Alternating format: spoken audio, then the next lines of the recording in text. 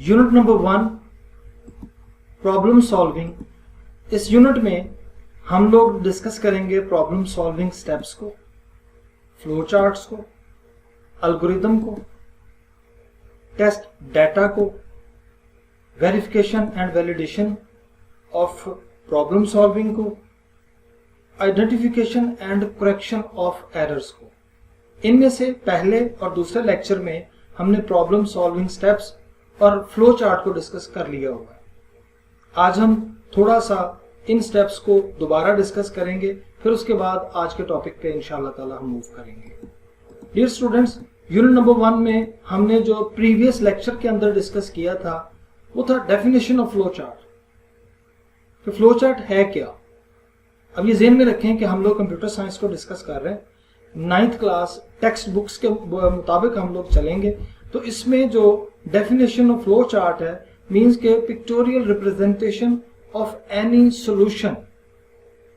अब जिस वक्त आपने किसी भी प्रॉब्लम को डिस्कस किया है, डिस्कस करने के बाद उसका कोई ना कोई सॉल्यूशन निकाला है, उस सॉल्यूशन को निकालने के बाद आपने नेक्स्ट क्या करना है?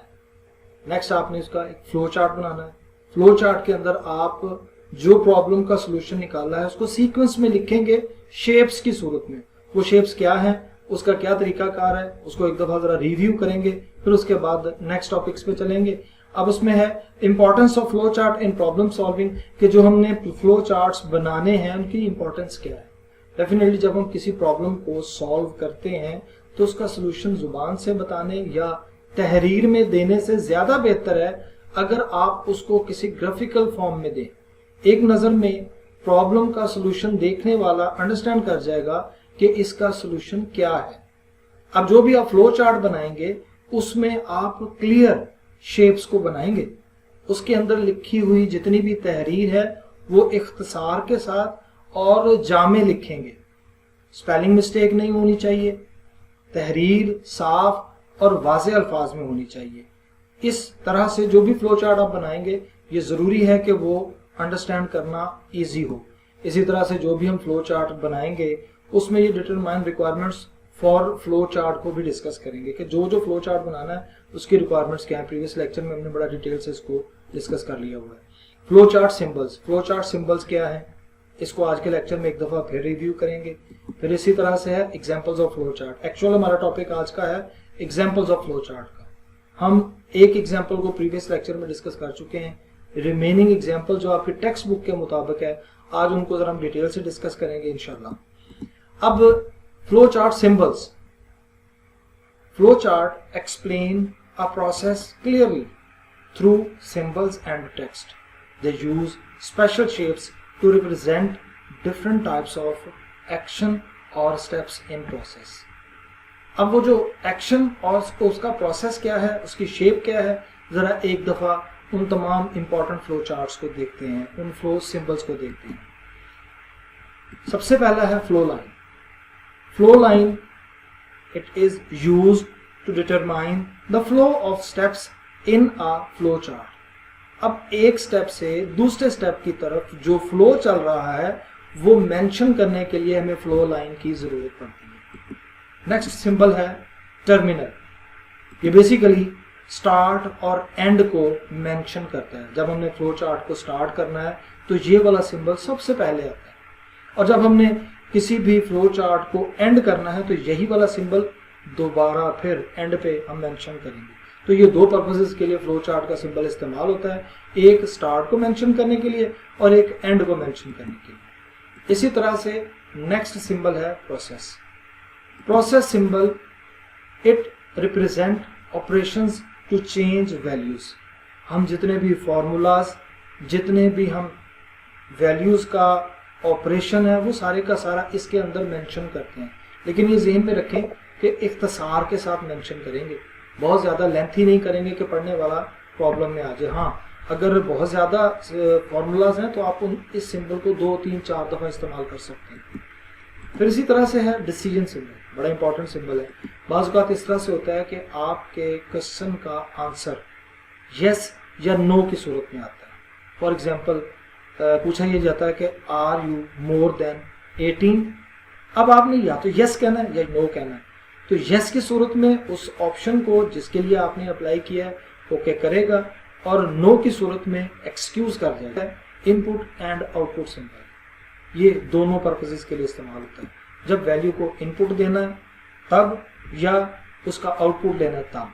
It indicates the input of data from user और डिस्प्लेइंग आउटपुट और रिजल्ट्स टू यूजर। ये फ्लो चार्ट के अंदर बड़ा इंपॉर्टेंट सिंबल है, इसके बगैर फ्लो चार्ट नहीं बनता। और ये ज़हन में रखें कि इसकी जो लेफ्ट और राइट साइड है, जिस तरह से इनकी लाइनों में कर्व है, ये एग्जैक्टली इसी तरह से सिंबल को अप्लाई करना चाहिए। लास्ट सिंबल और इम्पॉर्टेंट सिंबल है कनेक्टर। कनेक्टर सिंबल बेसिकली जिस वक्त एक फ्लो चार्ट हम लोग बनाते हैं, एक पेज के ऊपर पूरा नहीं आ रहा, नेक्स्ट पेज की ज़रूरत पड़ रही है, तो जब हम पहले पेज के ऊपर जितना फ्लो चार्ट बन गया उसके एंड पे, उसकी जो लास्ट फ्लो लाइन है उसके एंड पे हम कनेक्टर सिंबल मेंशन करेंगे, और नेक्स्ट पेज पे ले जाके दोबारा कनेक्टर सिंबल लगा के फिर फ्लो लाइन लगा के जो रिमेनिंग फ्लो चार्ट है उसको कंटिन्यू कर देंगे। If a flow chart does not fit on a page, then we use connector to connect parts of a flow chart on different pages. ये एक एग्जांपल है फ्लो चार्ट की। इसके अंदर हमने Celsius to Fahrenheit temperature count करना है। अब ये आप देख सकते हैं कि डिफरेंट किस्म के सिंबल्स इसके ऊपर दिए हुए हैं। इनमें जो टर्मिनल्स हैं वो स्टार्ट और एंड पे दिए हुए हैं। तो जो टर्मिनल सिंबल है वो स्टार्ट और एंड पे दिया हुआ, मीन्स कि ये स्टार्ट और एंड पे ही आएगा। इसी तरह से जो फ्लो लाइंस हैं वो फ्लो को मेंशन कर रही हैं कि स्टार्ट के बाद इनपुट है, इनपुट के बाद उसका प्रोसेस है, प्रोसेस के बाद फिर आउटपुट है, फिर उसके बाद उसका एंड है। तो तमाम सिंबल्स के दरमियान में फ्लो लाइन का इस्तेमाल किया गया। इसी तरह से हम इनपुट और आउटपुट सिंबल को देख सकते हैं कि इस रिक्वायरमेंट के मुताबिक इनपुट नंबर सेल्सियस में लिया गया और जो भी आउटपुट आई है फ़ारेनहाइट की सूरत में उसमें डिस्प्ले पे देना है, प्रिंट पे देना है, जो भी हमने ऑप्शन रखी हुई है, तो वो आउटपुट के लिए ये दोनों सिंबल यूज होंगे। इसी तरह से जो लास्ट इसका जो सबसे इंपॉर्टेंट है वो प्रोसेस सिंबल है। प्रोसेस सिंबल में फ़ारेनहाइट का फॉर्मूला दिया होगा। ये फॉर्मूला मैक्सिमम इख्तिसार के साथ लिखा गया है, लेकिन एक नज़र में इस फ्लो चार्ट को देख के हम अंदाज़ा लगा लेते हैं कि किस तरह से हमारा स्टार्ट और एंड होगा। आज का टॉपिक, आज हम डियर स्टूडेंट्स फ्लो चार्ट के बारे में, इसकी एग्जांपल्स के बारे में डिस्कस करेंगे। मुख्तलिफ किस्म की एग्जांपल्स आप पेज पे देख सकते हैं, आपको नज़र आ रही हैं। ये आपकी टेक्स्ट बुक की एक एग्जांपल है, जो एग्जांपल नंबर 5 और 6 है, जो मैंने आपको डिस्प्ले पे दिखाई है। हम इनको स्टेप बाय स्टेप डिस्कस करेंगे कि मुख्तलिफ किस्म की एग्जांपल्स को किस तरह से हम अपने पेज के ऊपर लिख सकते हैं। ये ज़हन में रखें कि हम लोग कंप्यूटर साइंस के रिलेटेड तमाम क्वेश्चंस को डिस्कस करेंगे। अब कंप्यूटर साइंस में बाज़-औक़ात मैथ्स के रिलेटेड, बाज़-औक़ात फिज़िक्स के रिलेटेड, बाज़-औक़ात डेटाबेस के रिलेटेड हमें मुख्तलिफ किस्म की प्रॉब्लम्स और उनके सोल्यूशंस के बारे में इंफॉर्मेशन बतानी होती है। प्रोसेस में जिस वक्त कोई भी प्रॉब्लम आता है तो उस प्रॉब्लम को हम पहले सोल्यूशन उसका एक कागज़ के ऊपर लिखते हैं, फिर उसके बाद उसका फ्लो चार्ट बनाते हैं। वो फ्लो चार्ट आपको यहाँ पे डिस्प्ले पे नज़र आ रहा है कि हमने अगर to find the sum, product and average of 5 given numbers, कि अगर हमने 5 गिवन नंबर की एवरेज प्रोडक्ट निकालनी है तो उसको डिस्प्ले में किस तरह से दिखाना है। अगर ये क्वेश्चन हम लिखने बैठते हैं तो अच्छी खासी लाइनें बनेंगे, लेकिन जब फ्लो चार्ट में इसको डिस्प्ले करवाएंगे तो एक नज़र में हमें पता चल जाता है कि कहाँ पे इसका फॉर्मूला है, कहाँ पे इनपुट है और कहाँ पे इसकी आउटपुट आ रही है। अब एक आपकी जो टेक्स्ट बुक है वहाँ से मैंने एग्जांपल कोट की है। To find acceleration of a moving object with given mass and the force applied. क्या आपने एक्सेलरेशन फाइंड करनी है जिसमें मास और फोर्स दी हुई है। आपको ये स्क्रीन के ऊपर एक तस्वीर भी नज़र आ रही है, ये एक्सेलरेशन की एग्जांपल, और आपने फिजिक्स में इसको डिस्कस भी किया होगा कि एक्सेलरेशन क्या चीज़ है और इसमें मास और फोर्स को किस तरह से अप्लाई करते हैं। अब इसमें फ्लो चार्ट के अंदर सबसे पहले तुम डेफिनेटली स्टार्ट लेंगे, स्टार्ट के लिए सिंबल अप्लाई किया, फ्लो लाइन ने मेंशन कर दिया कि इसके बाद नेक्स्ट क्या आएगा, नेक्स्ट आएगा इनपुट। अब इनपुट में 2 वैल्यूज हमें चाहिए।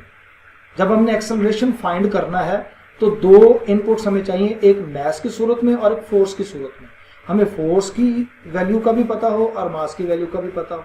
जिस वक्त हमें ये इनपुट की सूरत में मिल जाएगी तो हम फार्मूला की सूरत में एक्सेलरेशन का फॉर्मूला अप्लाई करेंगे कि acceleration is equal to force divided by mass, कि फोर्स को जब मास से डिवाइड किया जाएगा तो हमारे पास एक्सेलरेशन आ जाएगा। तो फ्लो चार्ट में हमने इसके सिंबल की मदद से और उसके अंदर फॉर्मूला मेंशन करके ये डिस्प्ले दिया है कि एक्सेलरेशन फाइंड कैसे करते हैं। जब हमने फाइंड कर ली, हमारे पास वैल्यू आ गई, तो हम क्या करेंगे, इसका प्रिंट स्क्रीन के ऊपर डिस्प्ले करवाएंगे और जो एक्सेलरेशन की जो भी वैल्यू आई है वो हमें इसने बता दी।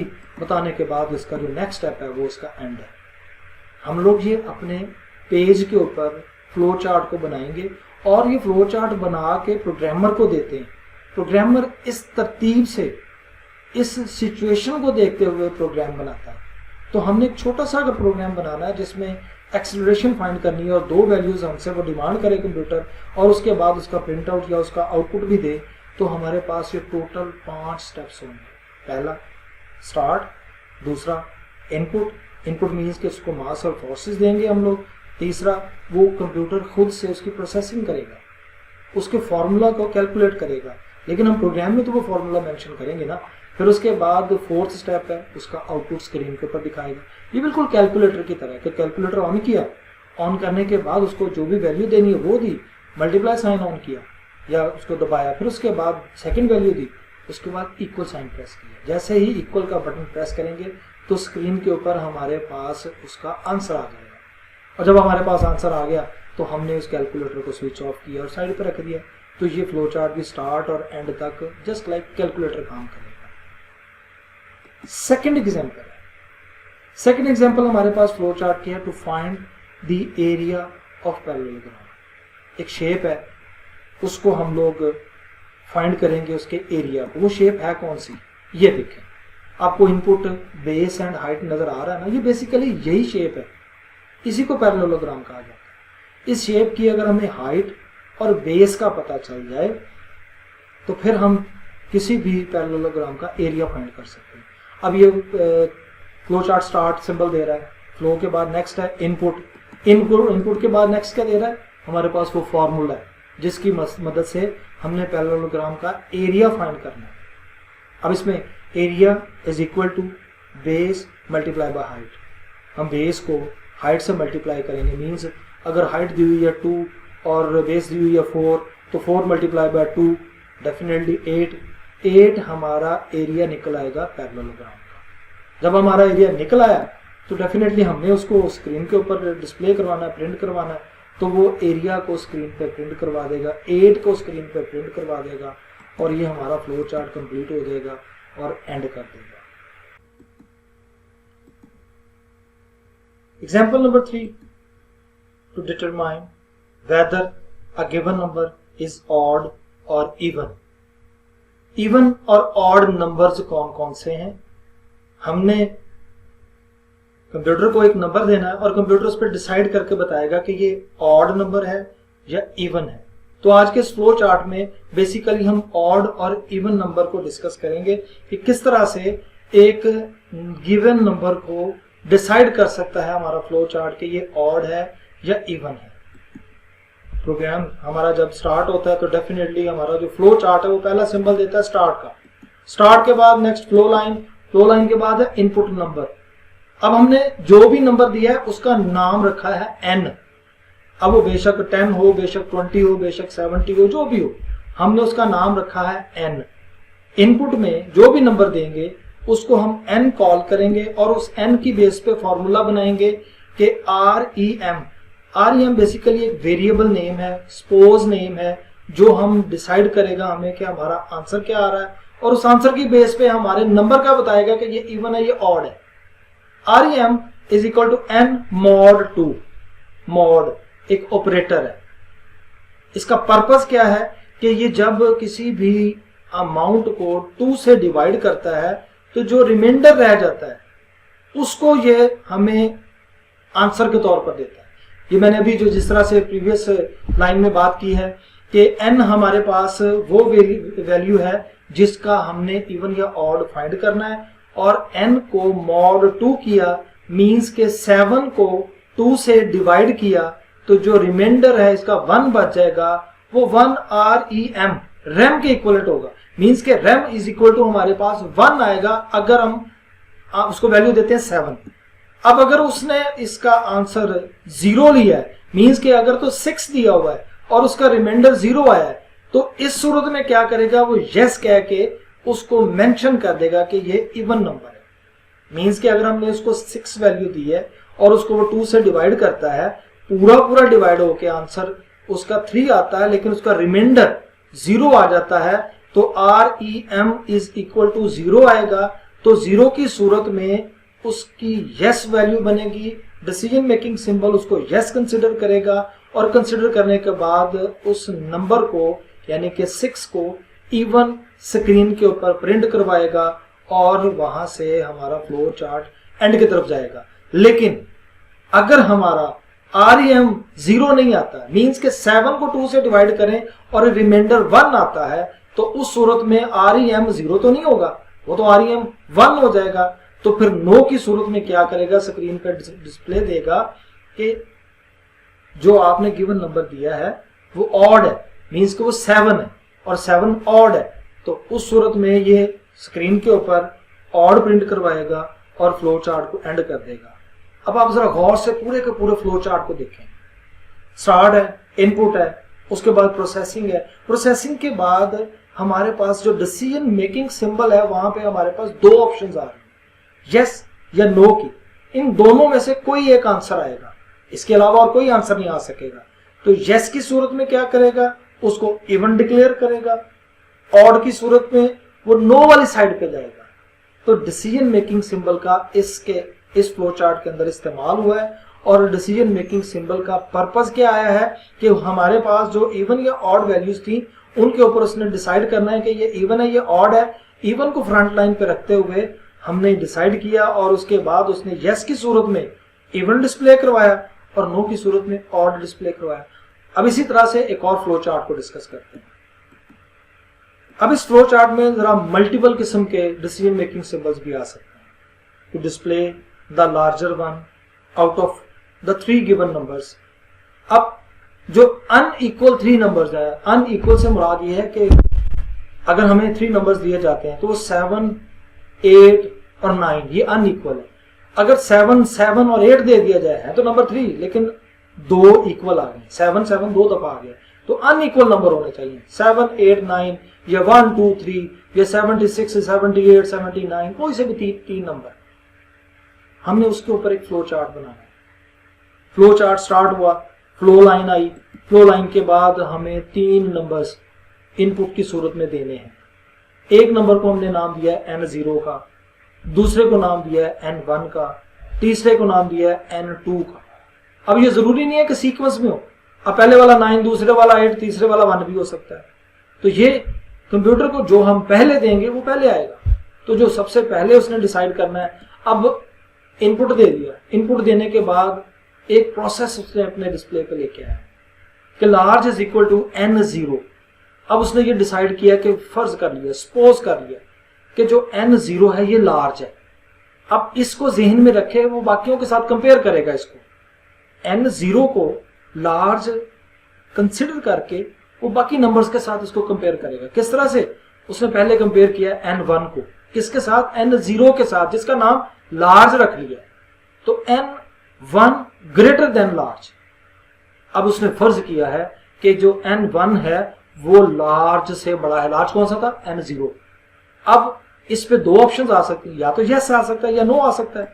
यस की सूरत में क्या आएगा कि वो इसको कंसिडर कर लेगा कि अब N1 लार्ज है, N0 नहीं है, क्योंकि कंपेयर किया, कंपेयर करने के बाद N1 और N0 दोनों को कंपेयर किया। पहले N0 को हमने लार्ज क्या दिया था, जब N1 के साथ उसको कंपेयर किया, अगर N1 N0 से बड़ा है तो वो लार्ज कर देगा N1 को, और अगर ये बड़ा नहीं है तो फिर क्या करेगा, इस स्टेप को स्किप कर देगा, नो वाली साइड पे जाएगा, और नो वाली साइड पे वो नेक्स्ट फ्लो लाइन पे जाके कह देगा कि अब N2 के साथ कंपेयर किया जाए, किसको? N0 को, जिसको हमने लार्ज कंसिडर किया था। अब उस लार्ज को जब N2 के साथ उसने कंपेयर किया कि N2 ग्रेटर देन लार्ज, कि जरा N2 को चेक करें कहीं ये उस 0 वाले से, N0 वाले से बड़ा तो नहीं है। अगर यहां पर भी वो n0 वाला जीत जाता है तो फिर क्या होगा, वो नो में लेके जाएगा। और अगर n2 वाला लार्ज यानी कि n0 से बड़ा हो जाता है तो फिर वो यस में लेके जाएगा। देखें जरा, यस की सूरत में क्या कह देगा कि जो लार्ज है वो n2 है, अब वो दूसरा नहीं रहा। कंपेयर करने में वो तीनों के तीनों एक दूसरे के साथ कंपेयर हो रहे हैं ना। पहले दो को n0 को और n1 को आपस में कंपेयर किया, उनमें से जो बड़ा निकला उसको उसने नेक्स्ट स्टेप पे लेके। अब ये भी ध्यान में रखें कि अगर n1 लार्ज डिक्लेयर हो जाता है तो फिर वो यस की सूरत में नेक्स्ट है लार्ज n1 बन जाता है, और अब लार्ज जो है वो n1 और n2 का आपस में कंपेयर हो रहा है। तो ये दोनों पॉसिबिलिटीज हैं। अगर n0 लार्ज बन गया तो वो n2 के साथ कंपेयर होगा, और अगर n1 लार्ज बन गया तो वो n2 के साथ कंपेयर होगा। दोनों सूरतों में जो भी लार्ज होगा वो फ्रंट पे आ जाएगा। अब यहां पे अगर तो n2 ग्रेटर है लार्ज से, वो लार्ज जो पीछे डिसाइड हो गया था, या वो n0 था या n1 था, वो डिसाइड हो चुका है। अब अगर n2 बड़ा है लार्ज से जो पहले से था, तो अब नया लार्ज n2 बन जाएगा। उसको यस कहेगा और यस करने के बाद उसको स्क्रीन पे प्रिंट करवा देगा। किसको करवाएगा, n2 को, कि वो लार्ज है। और अगर n2 यहां पे हार गया, मींस कि यहां पे लार्ज जो ऊपर से चला आ रहा था वही लार्ज रहा है, तो फिर क्या होगा, नो कंसिडर होगा। नो की सूरत में वो जो ऊपर से चला आ रहा लार्ज वही वाला प्रिंट होगा, n2 प्रिंट नहीं होगा। तो ये एक प्रोसेस है, बड़ा ही सिंपल लेकिन थोड़ा सा कॉम्प्लिकेटेड इस सेंस में कि हम मैथ के और कंप्यूटर के स्टूडेंट्स हैं। मैथ में हम लोग नॉर्मली वेरिएबल्स लेते हैं, सपोज वैल्यूज लेते हैं, और जिस वक्त हम क्वेश्चन सॉल्व कर रहे होते हैं ना, तो हम उन सपोज वैल्यूज और उन वेरिएबल्स के बारे में जहन में रखते हैं कि कौन से वेरिएबल की क्या वैल्यू थी। अगर कहीं पे कोई प्रॉब्लम आए तो हमने उसको लिखा होता है, ऊपर जहां पे सपोज लिखते हैं वहां से उसको दोबारा फिर कंफर्म भी कर सकते हैं। इसी तरह से जब कोई भी फ्लो चार्ट बनाया जाता है तो उस फ्लो चार्ट के अंदर हम लोग प्रोसेसिंग सिंबल में और इनपुट सिंबल में वो इनपुट्स और उनके फॉर्मूलाज लिखते हैं ताकि हमें सीक्वेंस में, हमें फ्लो में पता चलता है। अब मैंने शुरू में एक एग्जांपल दी थी कि हमने क्लास में से 3 स्टूडेंट्स को फाइंड करना है, उनमें से जिस स्टूडेंट का रोल नंबर सबसे बड़ा या छोटा है उसको कैसे हम कंपेयर करेंगे। वो एक एक को 1 बाय 1 खड़ा करते जाएंगे, और जहन में जब पहले से पूछेंगे तो कंसिडर यही करेंगे कि यही लार्ज है। जब दूसरे से पूछेंगे तो पहले के साथ दूसरे के रोल नंबर को कंपेयर करेंगे, दोनों में से देखेंगे कौन सा लार्ज है, तो हम जो भी लार्ज होगा उसको जहन में रख लेंगे और तीसरे की तरफ जाएंगे। फिर तीसरे से पूछने के बाद अगर तीसरे का रोल नंबर पहले दोनों के रोल नंबर से बड़ा हुआ है तो हमने तो उन दोनों में से जो बड़ा था, जो लार्जर था, वो जहन में बिठा लिया होगा। तीसरे को देखेंगे, तीसरे से पूछेंगे, जब तीसरे ने ये बता दिया कि मेरा ये रोल नंबर है, उसके साथ कंपेयर करेंगे। अब तीनों से पूछने के बाद हमें कंफर्म हो जाएगा कि इन तीनों में से लार्जर रोल नंबर कौन सा है। तो ये तरीकाकार है किसी भी 3 वैल्यूज में से एक वैल्यू जो बड़ी है, लार्जर है, उसको फाइंड करने का तरीका था। और ये जहन में रखें कि जब किसी भी प्रॉब्लम को सॉल्व कर रहे थे हम लोग, तो उसका जो सोल्यूशन है वो पॉसिबल हो। ये हम प्रीवियस लेक्चर में डिस्कस कर चुके हैं कि सोल्यूशन पॉसिबल होगा तो हम उस सोल्यूशन को फ्लो चार्ट में कन्वर्ट करेंगे। अब जब फ्लो चार्ट में कन्वर्ट करने के लिए हम 3 वैल्यूज को कंपेयर करेंगे तो उसमें पॉसिबिलिटी ये है कि वो तीनों के तीनों अनइक्वल हो, इक्वल ना हो। अब अगर एक बच्चा बताता है मेरा रोल नंबर 7 है, दूसरा भी बताता है 7 है, तीसरा बताता है 20 है, तो जो 2 7 रोल नंबर है वो तो इक्वल हो गए। वहां पे तो हमारी वो जो स्कीम है, ये जो हमारी वो लॉजिक है, वो खराब हो जाएगी। पॉसिबल नहीं है कि क्लास में एक ही रोल नंबर के 2 बच्चे हों। तो इसलिए अनइक्वल नंबर्स में से जो 3 नंबर्स हैं अनइक्वल, उनमें से किसी एक लार्जर नंबर को फाइंड करने के लिए ये फ्लो चार्ट जो स्क्रीन के ऊपर नजर आ रहा है, ये सेम फ्लो चार्ट है जो आपकी टेक्स्ट बुक के ऊपर भी दिया हुआ है।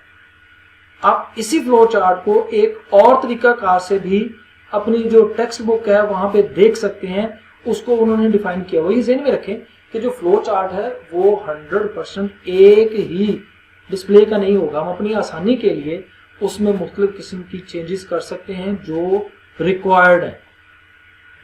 नेक्स्ट फ्लो चार्ट है हमारा 5th एग्जाम्पल के तौर पर, ये आज का लास्ट फ्लो चार्ट है। इसके बाद आप लोगों के जो रिमेनिंग फ्लो चार्ट आपकी टेक्स्ट बुक पे रह जाएंगे उनको आप खुद से सॉल्व करने के काबिल हो जाएंगे, क्योंकि जो मैक्सिमम डिफिकल्ट थे हमने कोशिश की है कि उनको लेक्चर के अंदर डिस्कस किया जाए, और जो इनके रिलेटेड इसी तरह के फ्लो चार्ट्स हैं, इसी फ्लो के और इसी फॉर्मूलाज के फ्लो चार्ट हैं, उनको हम लोग टेक्स्ट बुक में छोड़ रहे हैं। आप वहां से उनको एक दफा खुद से सॉल्व कीजिएगा, उनको खुद से रीड कीजिएगा। अगर फिर भी कोई प्रॉब्लम आए तो आप हमें ऑनलाइन मैसेज करके या आप अपनी क्लास के ग्रुप में मैसेज करके हमसे डिस्कस कर सकते हैं जी। Fifth example of flow chart है to input 5 values 1 by 1 and determine if the given value is odd और इवन।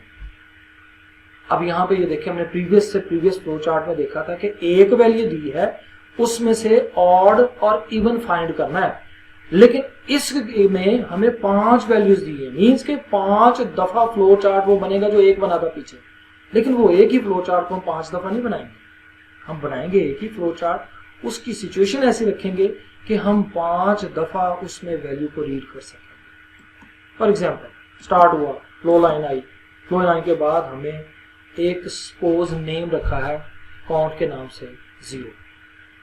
अब ये एक कोई सा भी एक वेरिएबल ले सकते हैं, लेकिन काउंट हमने इसलिए रखा है कि ये एक कॉमन सा वेरिएबल है जो हमारी काउंटिंग देगा। ये किस लिए इस्तेमाल होगा, ये देखेंगे, इनपुट नहीं है, ये प्रोसेसिंग है।